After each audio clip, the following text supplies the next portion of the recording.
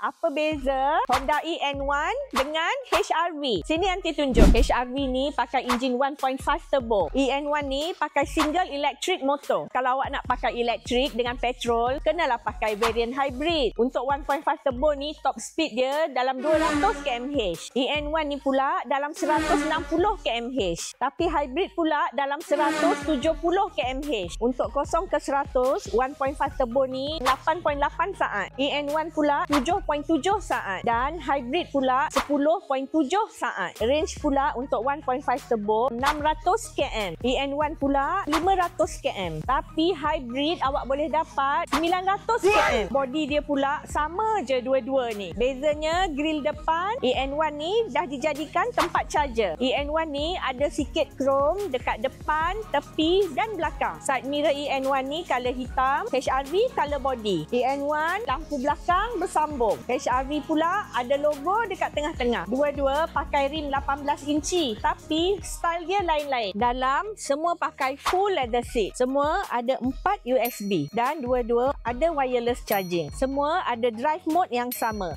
Sport, normal dan eco. HR-V tak ada lampu tom yum. EN1 ni dia ada lampu tom yum. Infotainment EN1 pula 15 inci menegak. HR-V 8 inci memanjang. Dua-dua ada CarPlay dan konsol HR-V lebih luas berbanding EN1. Konsol EN1 pula sempit sikit berbanding HR-V. HR-V pakai gear stick. EN1 pula pakai butang je. HR-V ni dia ada half digital meter. EN1 ni full digital meter. EN1 ni dia tak ada lane watch camera. HR-V dia ada lane watch camera. EN1 ni dia tak ada power boot. HR-V ni ada power boot dan sensor kaki. Harga EN1 ni RM149,900 je. HR-V V-Spec ni harga dia RM137,900 je. HR-V Hybrid pula RM143,900 je. Tapi EN1 ni ada diskaun sampai RM34,000 tau. HR-V pula diskaun sampai RM8,000 tau. Jadi, korang suka yang mana? Mai sini bagi tahu Aunty. Dekat Honda Section 15, Shah Alam.